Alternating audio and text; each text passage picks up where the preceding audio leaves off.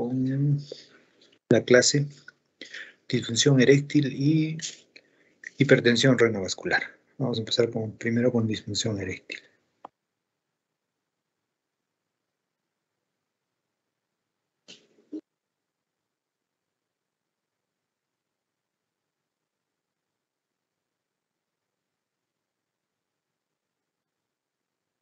Sí, ven la pantalla, ¿no es cierto? Sí, doctor. Muy bien, Sí, doctor. entonces empezamos. Disfunción eréctil, ¿sí? Es una de las clases, últimas clases. Vemos como definición, es la incapacidad, también es impotencia, como yo llamo, ¿no? Es la incapacidad para lograr y o mantener una erección apta para la penetración vaginal. Comúnmente, como les decía, como impotencia.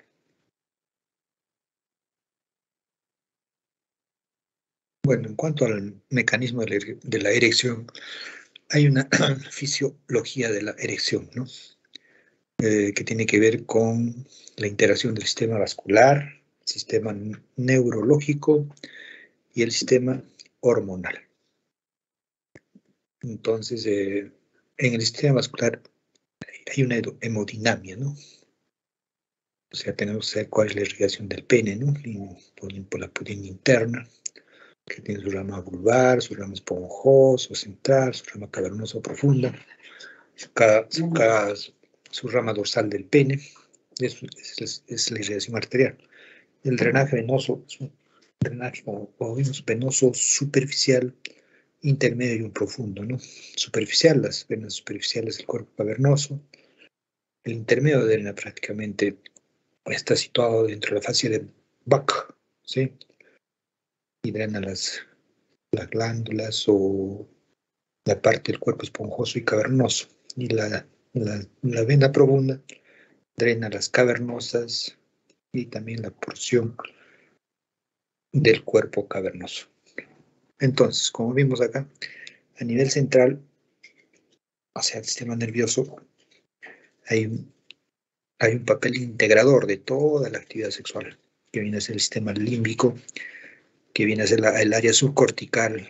Recuerdan, según neurología, está formado por el área límbica, la amígdala, la medial, el hipocampo y núcleos hipotalámicos. Ahí tenemos una vía aferente y una vía eferente. La vía aferente, que determina el comienzo de la erección, que puede verse a un estímulo neuropsicógeno cerebral, los deseos, los pensamientos eróticos, los estímulos audiovisuales, olfatorios.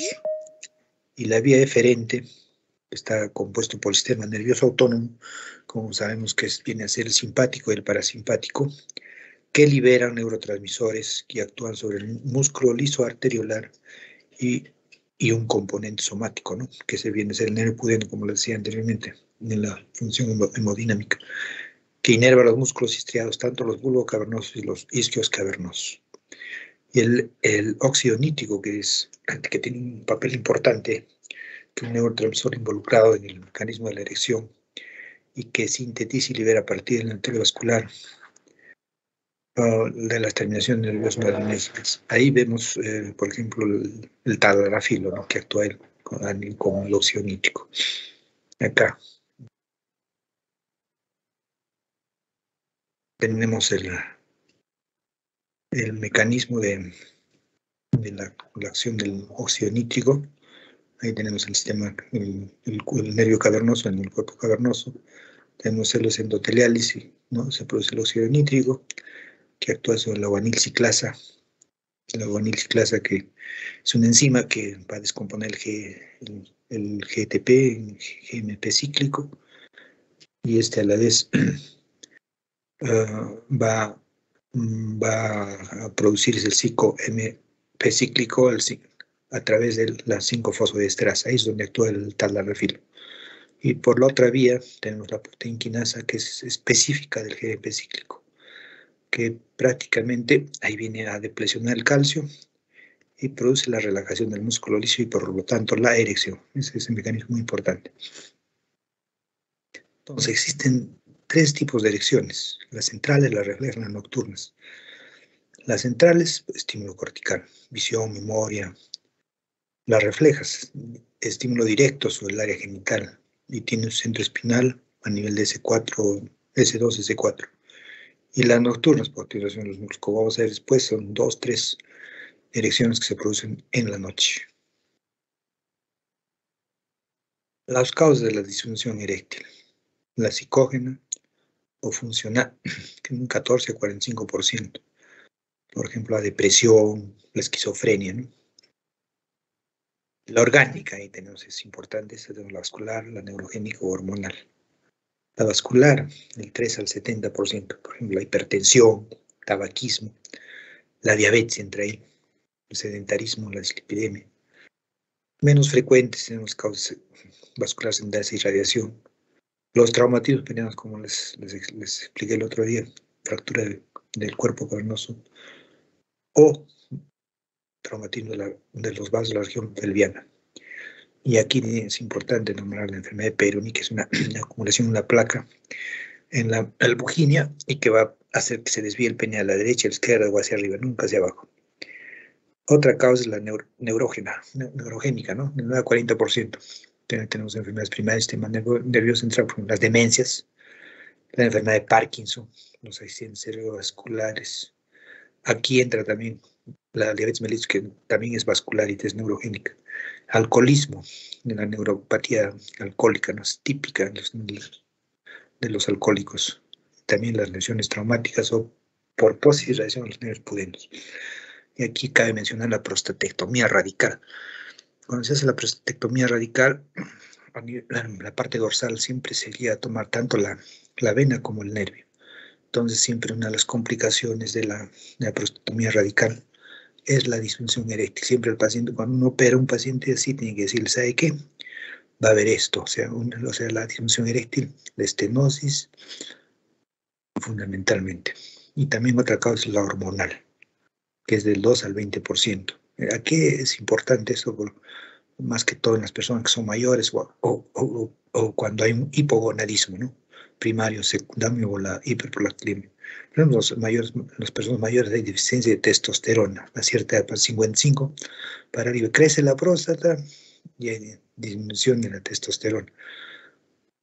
Mixta, ¿no? En ambas, hormonal neurogénica. También puede ser de un origen orgánico, asociada generalmente a un componente psicológico, o sea, hormonal, mixta, neurogénica, hormonal, neurogénica, vascular, neurogénica.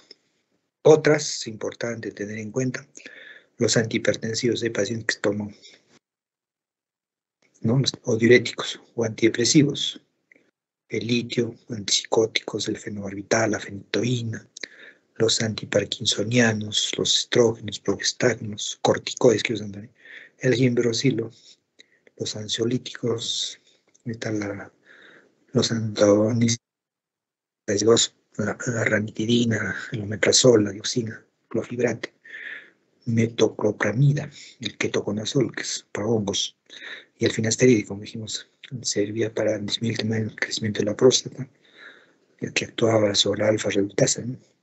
Entonces el alcohol, el tabaco, también entra ahí, la marihuana, la vitamina y la cocaína. En esta época está de moda que la cocaína. Diagnóstico. En el diagnóstico tenemos que tener en cuenta siempre los antecedentes sexuales, ¿no? Es importante. En las relaciones con la pareja, si hay buena erección, muy buena erección, y cuánto tiempo dura, importante. Historia clínica, si es diabético, si es hipertenso, si tiene un problema psicológico, una enfermedad, una psicosis, ¿no? Es importante. Y también ahí, como les mencionaba también, la presencia o la ausencia del reflejo pulpo cavernoso. Como dijimos, se estimula en la punta del glande y tiene que haber una contracción del ano, también una erección. El sobrepeso y la obesidad también es importante, que tiene que ver también con la disfunción eréctil. No solo con la próstata, también con la disfunción eréctil, también porque hay un estado de insulina resistencia. Esas enfermedades metabólicas son las de moda en la actualidad. Y los exámenes de laboratorio, ¿no? Como hemos visto, tenemos que pedir la glucosa, después tenemos que pedir también hormonas para la tiroides, después el colesterol, los triglicéridos, la testosterona. Es importante esos exámenes para ver cómo está, de acuerdo al tratamiento. Y estudios complementarios tenemos el ecodoppler. Generalmente el ecodoppler se hace con drogas vasoactivas penianas, por ejemplo, tipo prostaglandina E, tipo taldalafilo, tipo Viagra, como es el sildenafilo, ¿no? Y el Rigiscan, como les decía, que es un monitoreo especial de la actividad eréctil nocturna, ¿no? Que hay, como les decía, que hay 3 normalmente se producen 3 a 5 erecciones de 25 a 35 minutos de duración y se relacionan con la fase del sueño. ¿Sí? Es importante. Se evalúa generalmente en 2 a 3 noches. También hay otros exámenes, ¿no? Como usan el electro de cardiograma, ¿no? Tipo para el pene o la electroencefalografía, en el que nos va a ayudar también cómo está el músculo bulbo cavernoso.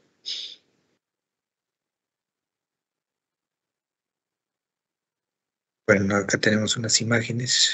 La imagen a la izquierda es una cavernosografía, que es normal, está prácticamente íntegro, no hay ningún problema. En el lado derecho tenemos una ecografía Doppler, de pene estimulado con papaverina. La papaverina es una droga vasoactiva.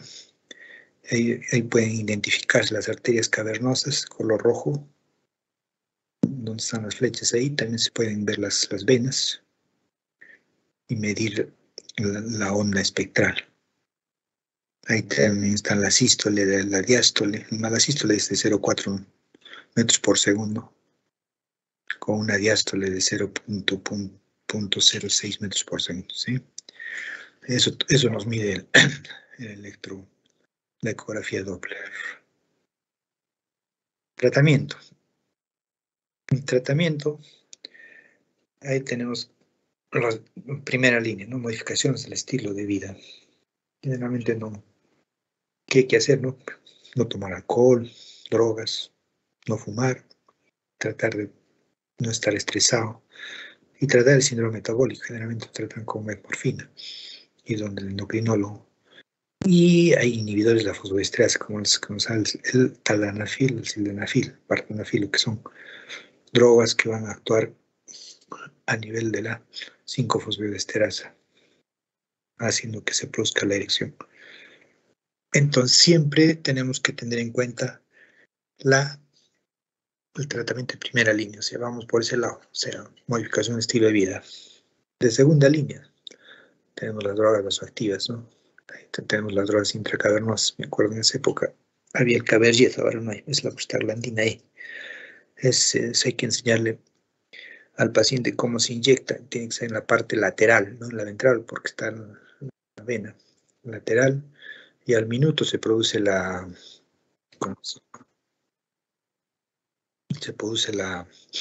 erección y dura más o menos 1 hora.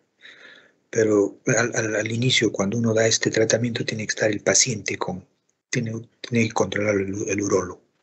Posteriormente ya se le deja al paciente porque se ha visto que a veces el paciente se pone más dosis de la necesaria y se produce el priapismo y nos vamos al otro lado.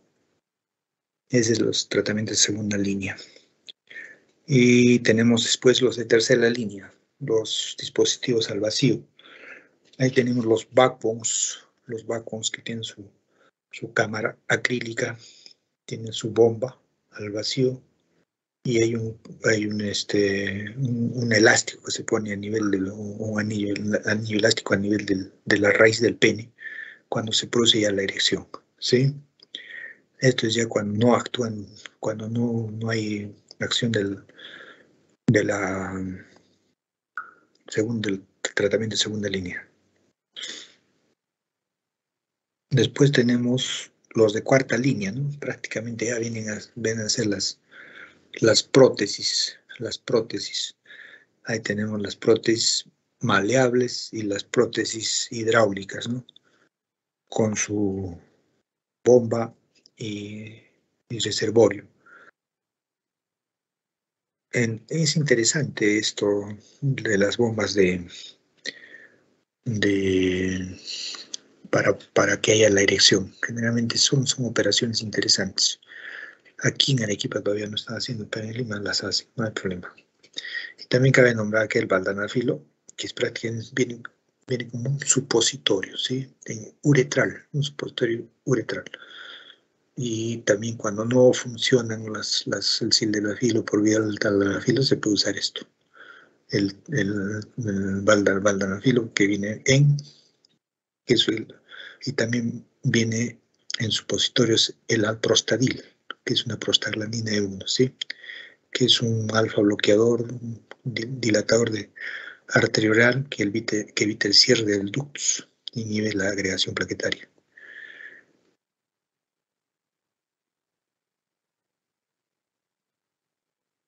A ver, si tienen alguna pregunta ahí, por ejemplo, caso clínico, un paciente de cuántos años, de unos 65 años, operado de próstata, RTU, es diabético y es hipertenso, y consulta por disfunción eréctil.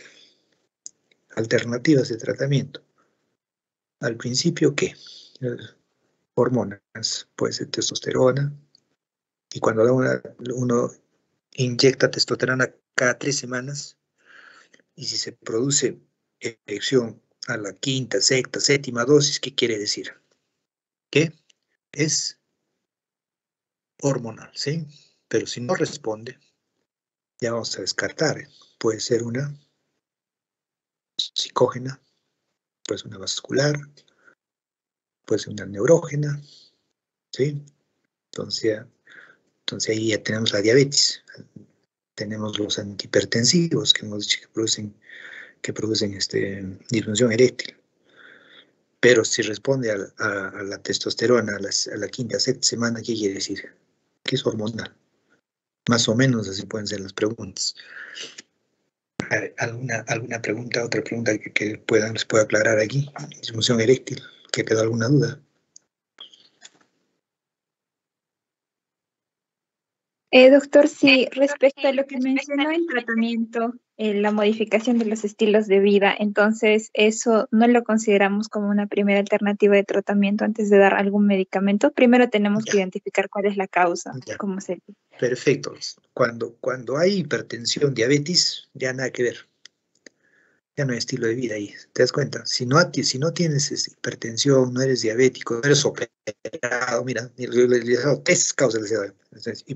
Operado de RTU, diabetes, hipertenso, entonces los estilos de vida nada que ver ahí. Ya, pues ya lleva la enfermedad, ¿no es cierto? Ahí tienen los antihipertensivos que te dan pues, disfunción eréctil, tienen el problema de la diabetes que va a ser una neurógena, eso va a ser un problema neurógeno y vascular.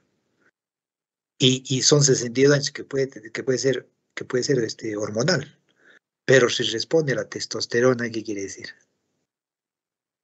Que es hormonal, ¿no? O sea que el factor hormonal está predominando a las otras 3.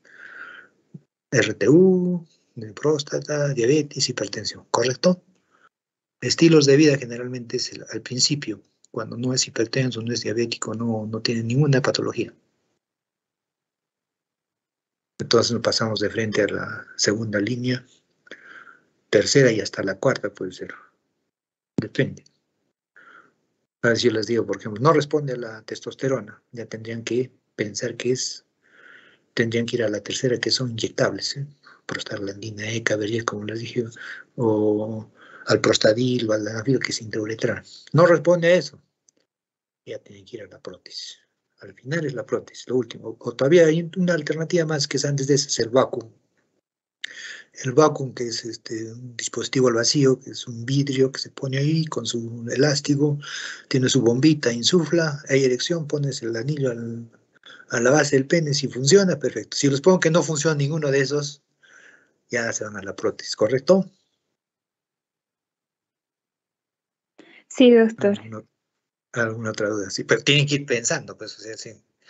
Pero ya como digo, los estilos de vida van al principio, cuando pues, los jóvenes, por decir, ¿no? Que les gusta fumar, o la droga, la marihuana, bueno, es otra cosa, ¿no? Puede ponerse un paciente joven, ¿no? Que hace eso, ¿no? Que tiene ese estilo de vida, que fuma o que consume marihuana o cocaína, ¿no? Entonces ya, ahí sí puede ir los estilos de cambio de vida.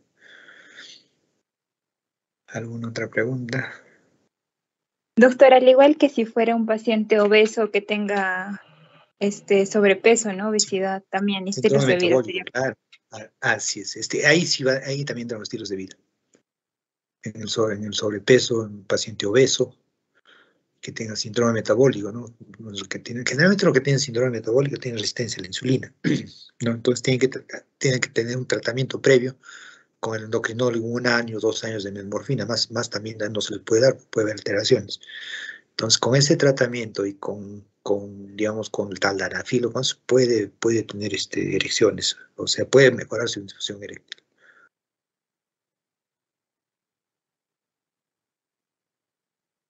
Doctor, disculpe, entonces a cada paciente siempre se le descarta lo que es un problema hormonal inyectándole testosterona. No siempre.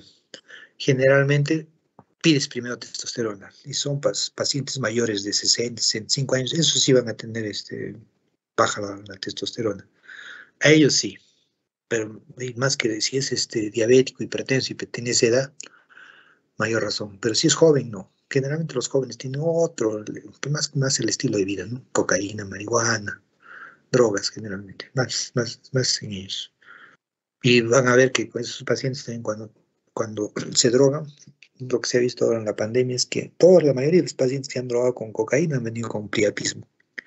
Y había que hacerles una operación para drenaje, porque más de 6 horas ya es priapismo. Y o sea, se fueron al extremo, ¿te das cuenta? Y al principio estimula y después produce otras cosas. El priapismo, ¿no? Y aparte todavía se toman su taldanafilo, su sildenafilo. Peor, pues. La dosis, la dosis son 50, 100, no más. Hay personas que toman taldanafilo todos los, no puedes tomar cada 15 días, cada 10, no puedes tomar todos los días, si no te va a producir un priapismo. Claro, yo siempre les digo, para los pacientes mayores, así los que usan, generalmente son mayores, cada 10 días, cada 15 días tener bueno, para tener relaciones, su taldanafilo, su sildenafilo, antes no.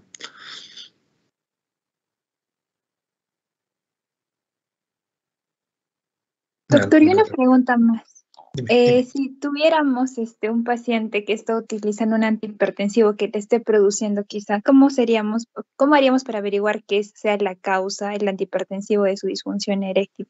Y si esta fuera, ¿tendríamos que retirarlo ahí mismo de primera medida o cómo haríamos? No, generalmente, si tú le bajas el hipertensivo, se va a subir la presión. Siempre tienes que valorar, o sea, no puedes retirarle el antihipertensivo. Más bien tienes que valorar, darle el taldanafilo o el sildenafilo y el antihipertensivo. A veces se les da en la mañana o en la tarde, depende, pero hay que valorarlo, eso bien con el cardiólogo también, no solamente uno. Tiene que ser un manejo de ambos. Entonces al cardiólogo preguntarle, ¿puede tomar esto? Porque a veces hace que el taldanafilo suba la presión. O al contrario, a veces produce efecto de rebote.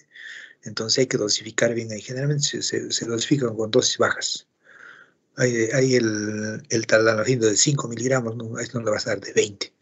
O hay el sildenafilo de 100 o de 50, tampoco le vas a dar de 25. O sea, tienes que dosificar. Entonces, los pacientes con hipertensión, con diabetes, responden al tratamiento de segunda línea, ¿está bien? ¿No? Sí, claro, sí, sildenafil, taldanafil, responden. Más que todo el taldanafilo ¿no? Y el sildenafilo por el óxido nítrico, ¿no? Que actúa a nivel de las arteriolas. Pero también puede actuar a nivel de las arterias, a nivel de la hipertensión y puede producir que se produzca más presión. Entonces hay que tener cuidado ahí.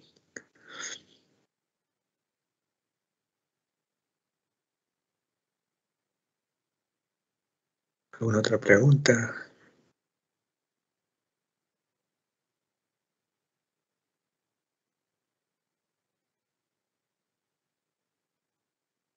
¿Tienen más preguntas? ¿O Parece alguna que no, duda? doctor. Ya, perfecto. Entonces vamos con hipertensión renovascular.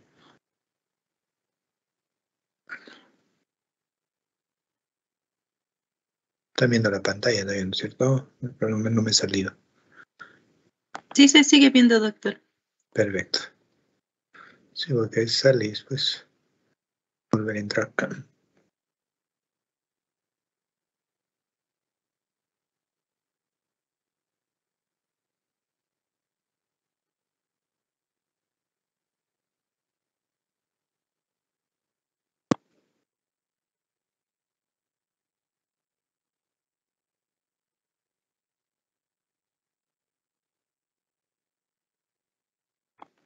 quiere entrar.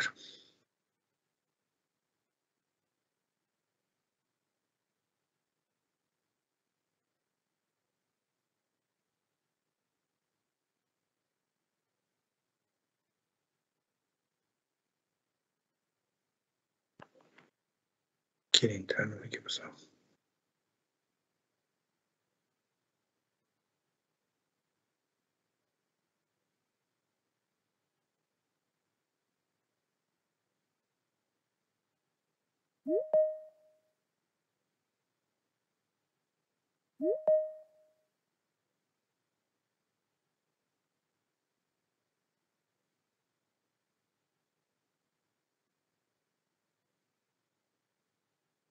A ver, vamos a ver otra manera de entrar, ¿no? ¿Sí?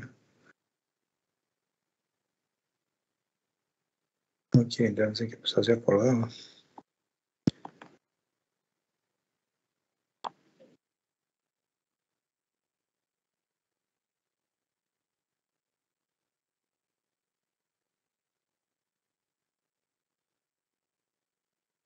Tal vez, doctor, con clic derecho y tal vez aparezca abrir con... Clic derecho. Sí, doctor EP.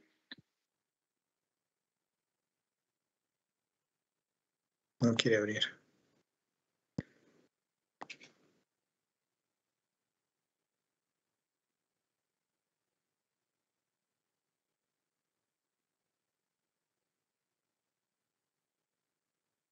No quiere abrir.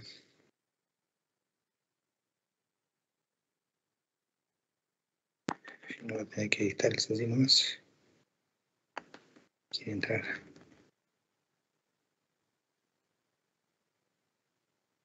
Por situación, eres que le ha entrado bien. No quiere entrar. ¿Qué ha pasado? ¿Qué habrá pasado?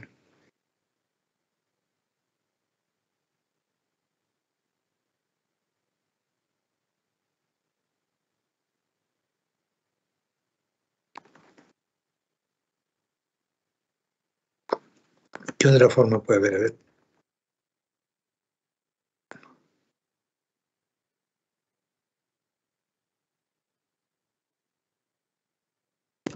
A ver. Doctor, si deja de compartir y vuelve a compartir. A ver, vamos a ver.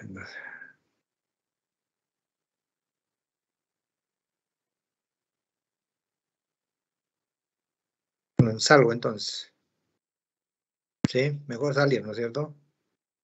Sí, doctor, y luego se vuelve a unir. A ver, de pronto se soluciona así. A ver, vamos a ver. No quiere entrar. Tendré que apagar el equipo.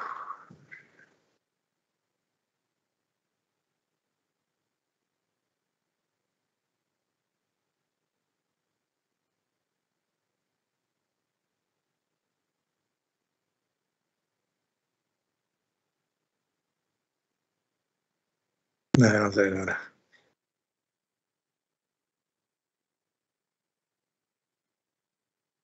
No quiere entrar.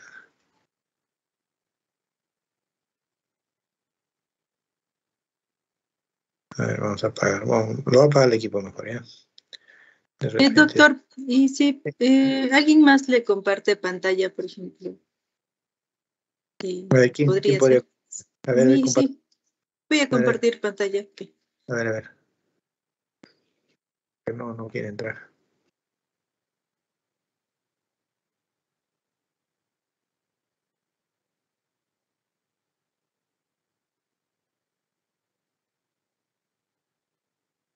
A ver, vamos a compartir. Ahí está, ya entró, ¿no? Sí, doctor, ¿lo puede ver? Sí, ya lo veo. Solo que hay que agrandarlo nomás. Hay que agrandar. Para agrandar hay que poner... ¿Ustedes ven la pantalla, no? ¿Están viendo? Sí. Doctor, sí ¿Sí? se ve. Solo Se ve es, en grande. ¿la ven grande? ¿Sí? Sí, Sí, doctor. sí, doctor. Ya. Entonces, vamos a ver, lo que quiero es que no corre esto. No me corre. Lo que quieres correr. Sí, doctor, me tiene que indicar el siguiente, ¿no? Porque como estoy tomando el control. Le tengo que ir al siguiente, ¿no?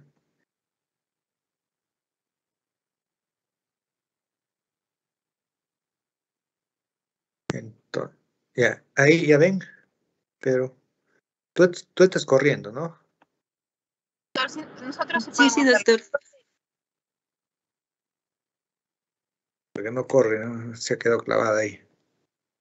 Sí, O puedo compartir, ¿no? No. La introducción. Pero no me corre la... ¿Ustedes están corriendo? sí, doctor. ¿Se puede ver que estoy corriendo? Sí, sí, sí, sí. Puedes arrancar desde el principio, a ver. Porque se ve que corres, pero yo no puedo correr.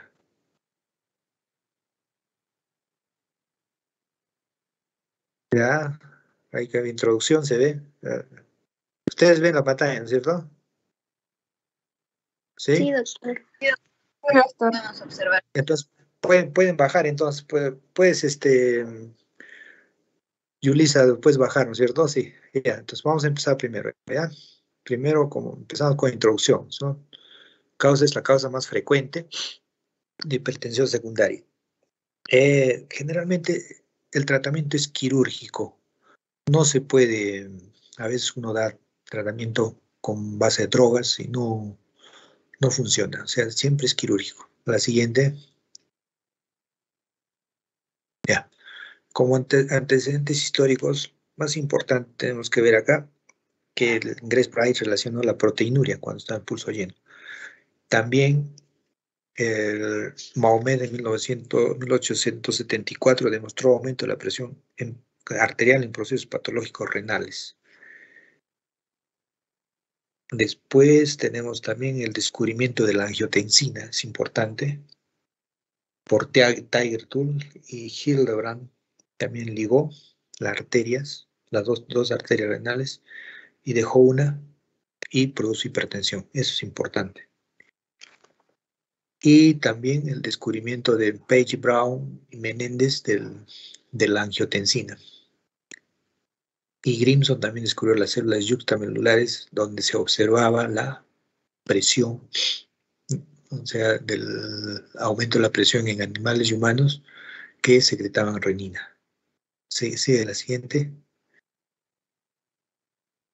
Ya, entonces, importante, vemos que la OMS define la hipertensión como en el adulto, ¿no? Fundamentalmente mayor a 160 sobre 95 milímetros de mercurio.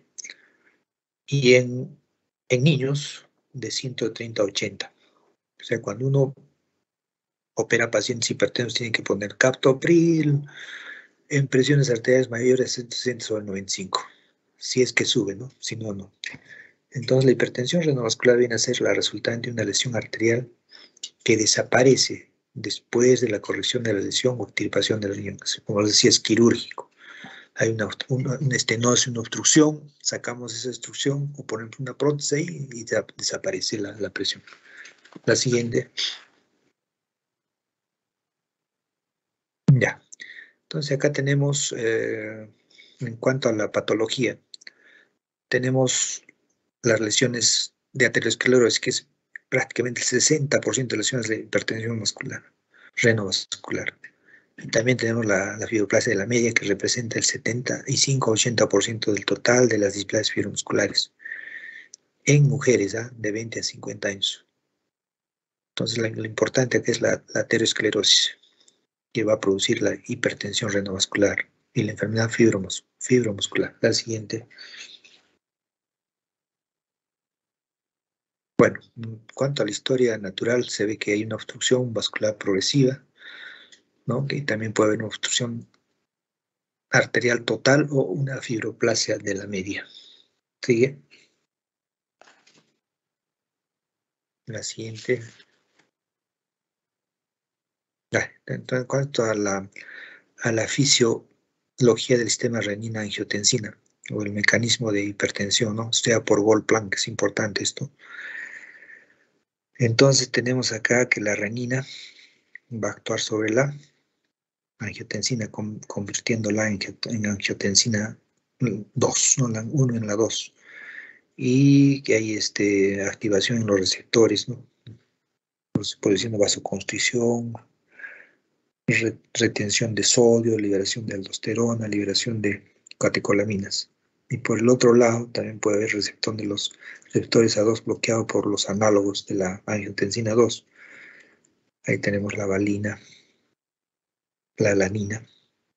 Entonces, importante el sistema, como les nombraba, ¿no?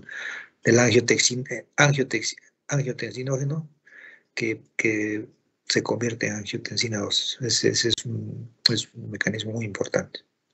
La siguiente, o sea, es un mecanismo del sistema renina-angiotensina. Bueno, este es el modelo de Goldplan de la hipertensión renovascular, ¿no? Entonces tenemos el incremento. Ahí tenemos en el lado izquierdo, cuando no está ligado, ¿no? En el lado izquierdo, cuando está ligado la arteria, hay disminución del flujo, hay incremento de la secreción de renina, incremento de la formación de angiotensina 2 y aumento de la presión. Eso es en el riñón del lado izquierdo. Y en el lado derecho, también se produce relación anormalmente elevada, tanto de la renina como del sistema venoso como del sistema arterial. Y la elevación de la renina en el plasma periférico, es APR, es elevación de la renina en el plasma periférico. Entonces, hay una elevación reactiva del plasma periférico en respuesta a la inhibición de la enzima convertidora de angiotensina. Entonces, importante esa ligadura de una de las arterias que va a producir todo ese mecanismo para que haya la hipertensión. Ese es el sistema del Goldplan en el que se basó el tratamiento quirúrgico. ¿Sigue? Bueno, en cuanto al diagnóstico, generalmente vemos que hay soplos, hay aumento de la presión arterial. Después tenemos que también ver el fondo de ojo, es importante ver las arterias ahí. Y después también tenemos dolor de cabeza, que es lo típico, y como unos antecedentes tenemos el tabaquismo. También se ha visto que la hipertensión renovascular en personas que son blancas, ¿no? De raza blanca. Y como vemos también abajo, hay un soplo a nivel abdominal, que es importante, ¿no? Por la estrechez que hay a nivel de arteria renal. La siguiente. Bueno, acá tenemos los exámenes que son importantes. Ahí tenemos el ecodoppler, el renograma pre, postrenal, postcaptocril, y le menciona la actividad de la renina plasmática pre y postcaptocril.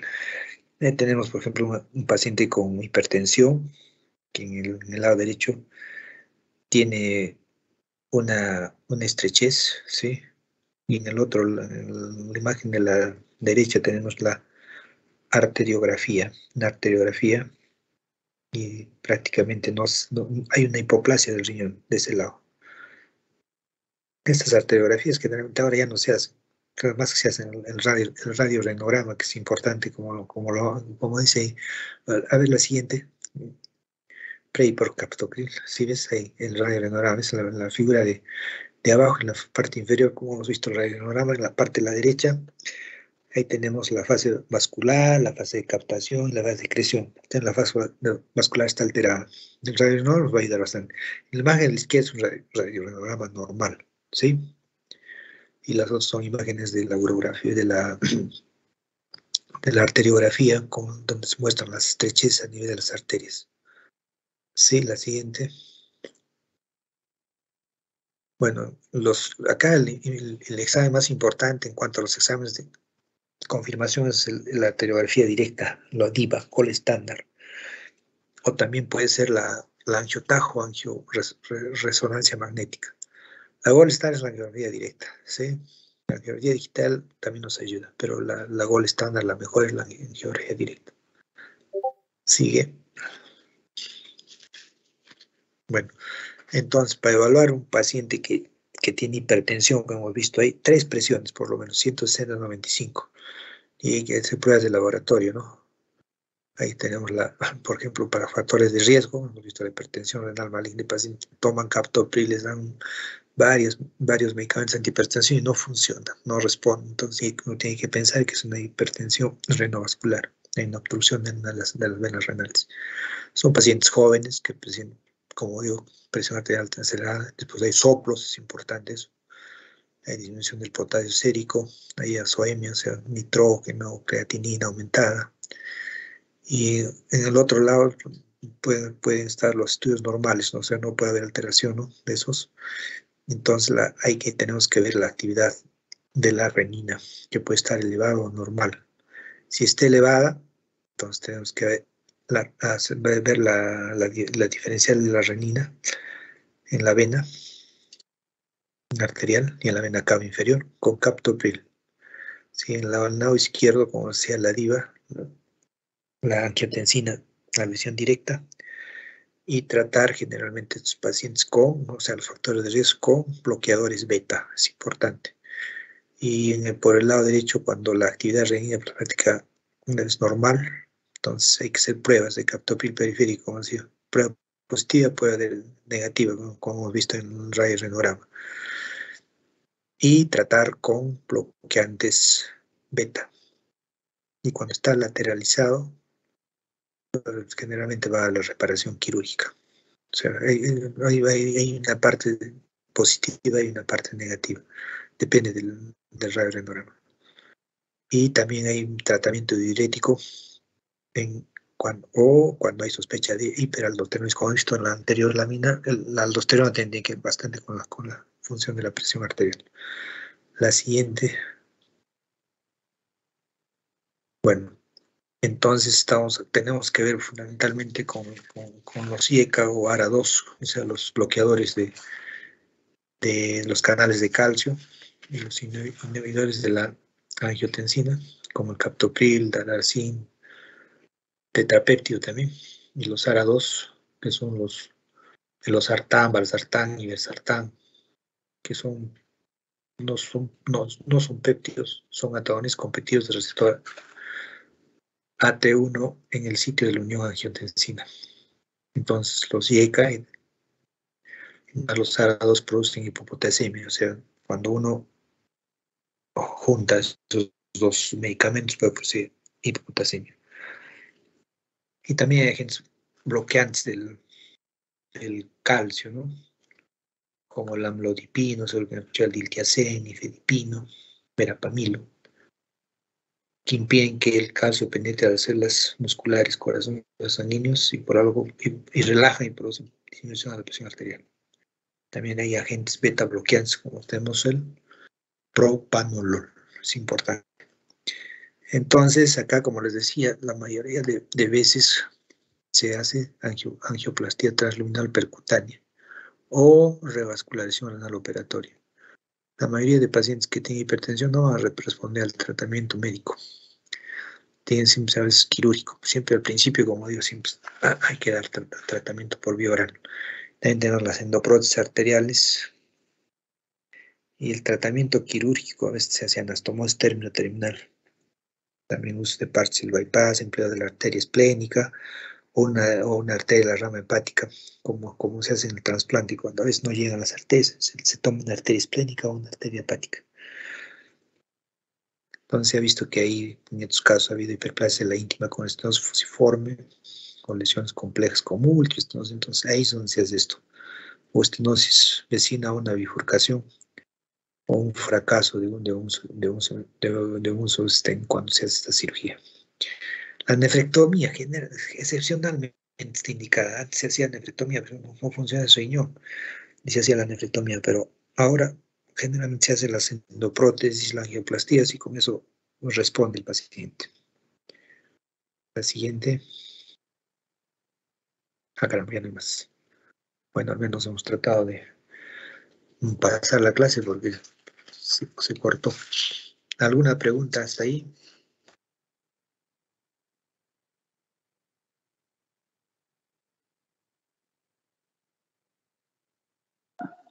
Doctor, una pregunta. Como mencionaba, lo que era la angiografía digital era más importante, pero el gol No, estándar era la angiografía directa. no, es al revés. La directa, la gold standard es la segunda. La otra solamente es para nombrar nada más la angiografía directa, visual directa, no, la gold standard es la otra. O sea, la más importante. ¿El gol estándar es la viva, doctor? No, la segunda. La angiografía, ya, ok, doctor. Doctor, Así es. entonces, ¿cuándo se prefiere, bueno, cuándo se pide esta angiografía, la más importante? O sea, eso siempre Cuando cuando vas a nos... hacer cirugía, cuando ya has Ah, dado tratamiento médico, has dado captopril, has dado inhibidores de la IECA, de todo lo demás, y tal, has dado esos medicamentos y no responde, entonces tienes que pedir esos para hacer la cirugía, para hacer la endoprótesis o para hacer la angioplastía. Ahí la solicitas, antes no. Ha habido casos en que responden al captopril, a los ARA2, ¿no? A los inhibidores de la enzima como el captopril, ahí responden, pero la mayoría de veces no. Ahí es donde piensas los exámenes para hacer la cirugía. Una otra pregunta.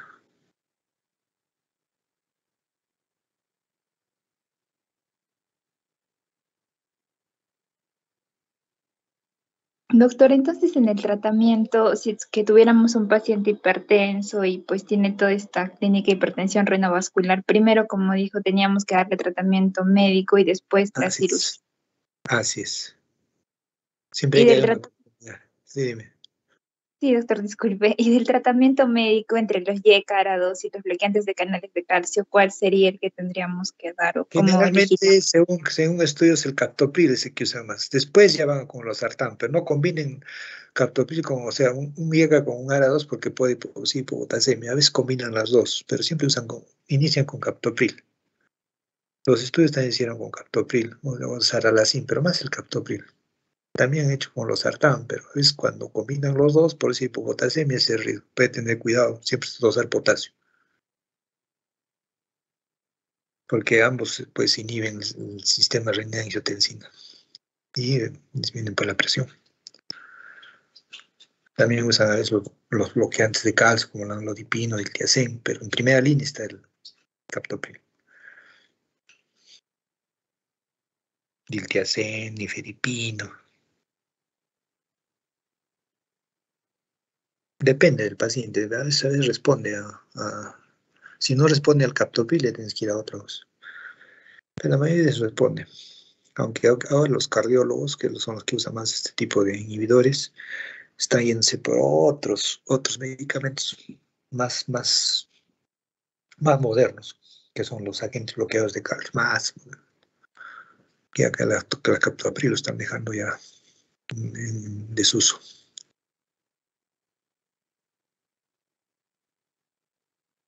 Doctor, y para temas del examen, si usted nos quisiera poner que el tratamiento sería quirúrgico, tendría que ponernos en el caso de que no respondía al tratamiento médico. Exacto, así es. No responde al Y tratamiento médico y haces el quirúrgico. ya, doctor, y va a ser como que un poco específico para elegir tipo qué tratamiento quirúrgico elegiríamos o en general va a poner así porque como que no sé cuál tendríamos que elegir primero, o sea, lo que mencionó de término terminal, el bypass y todo eso, ¿cómo elegir entre esos? Depende, por ejemplo, si es una arteria múltiple, o sea, generalmente a veces cuando es complicada, cuando hay dos, tres arterias renales, ahí no llega a veces, entonces tienes que escoger una esplénica o otra arteria para que pueda llegar al riñón, o sea, para que pueda llegar por la estrechez. Entonces depende, ¿no?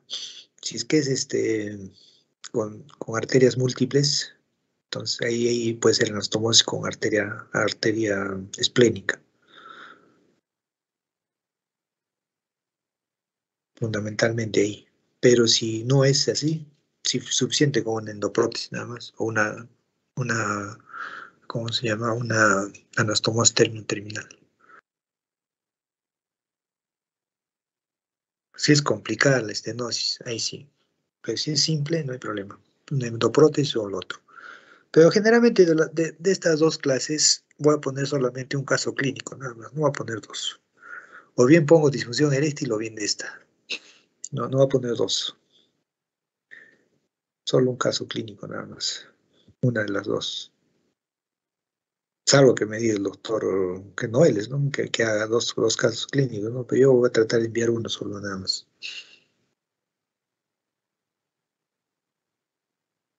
Doctor, y una consultita más, disculpe. ¿Sabe qué, doctor? De la primera fase, no sé si le hicieron llegar algún tipo de reclamo, pero me quedé con esa duda porque no supe Sí, la corrección.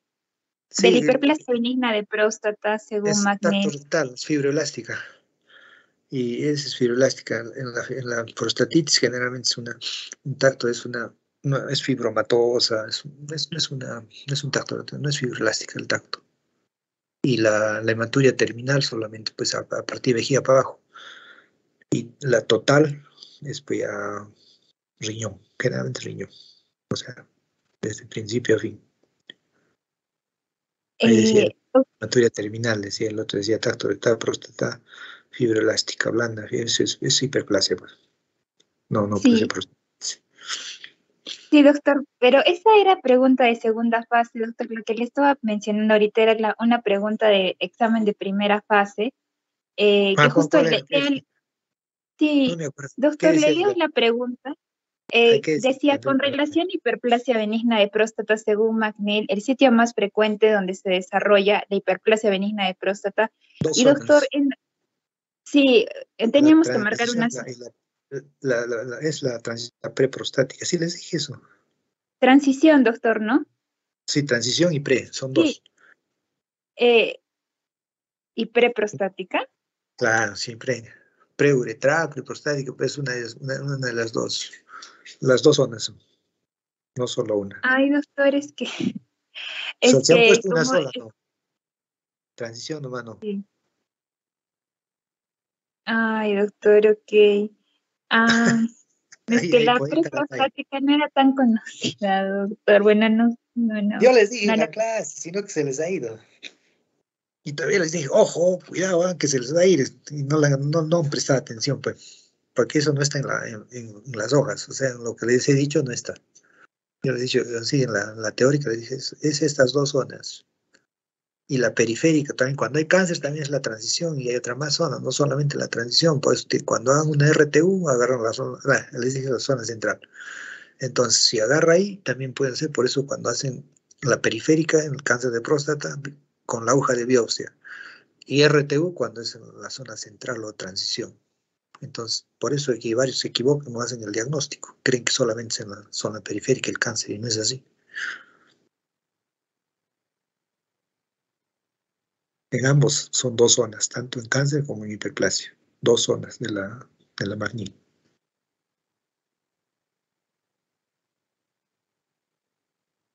No hay otra más. ¿Qué ha pasado?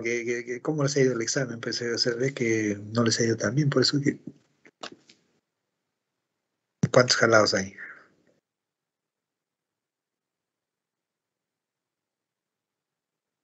No se sabe con exactitud, doctor.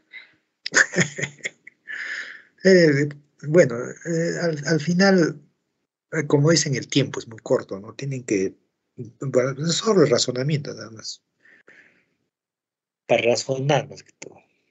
Las preguntas son para eso, no de memoria.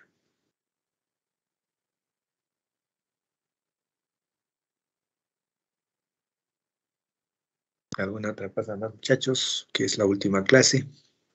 ¿Cuándo van a dar el examen? Lo más probable, doctor, y la próxima semana. Ya para enviar la pregunta, el caso clínico. ¿Qué dirán? A veces dicen preguntas, ¿no? A veces no, caso clínico. ¿No? Pues más fáciles son las preguntas, ¿no? Opciones, punto. El caso clínico, relaciona uno con otro, ese es el problema. Más difícil. Pero les enseña a razonar, pues, definitivamente. Y esa va a ser ese es el médico es así, pues, o sea, todo es caso clínico, ¿no? paciente, tantos, ¿qué va a hacer? ¿Qué viene? ¿Qué le pides? ¿Qué haces? ¿Qué haces? Y al final tienes que sanarlo, tienes que curarlo. Esa es la idea.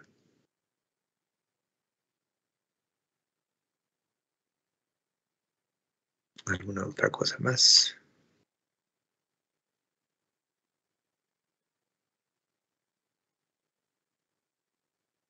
Parece que ya no hay más dudas, doctor.